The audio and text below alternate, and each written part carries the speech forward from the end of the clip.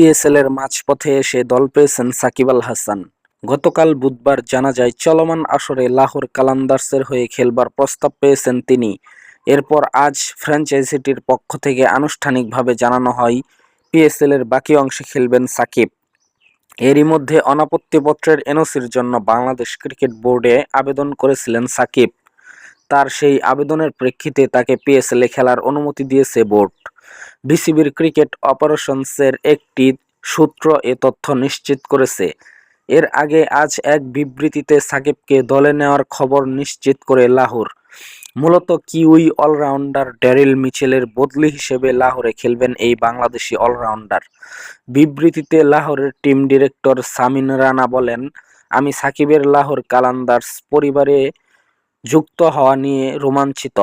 তার অভিজ্ঞতা, স্কিল ও অলরাউন্ডার সক্ষমতা আমাদের দলের জন্য গুরুত্বপূর্ণ সংযোজন, বিশেষত টুর্নামেন্টের গুরুত্বপূর্ণ এই সময়ে।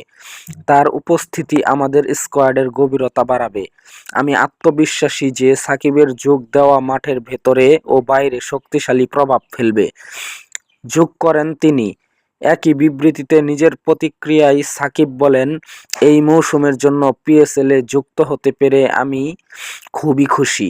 আমরা টুর্নামেন্টের গুরুত্বপূর্ণ সময়ে আছি, যেখানে প্রতিটা ম্যাচ নিয়েই হিসাব হচ্ছে।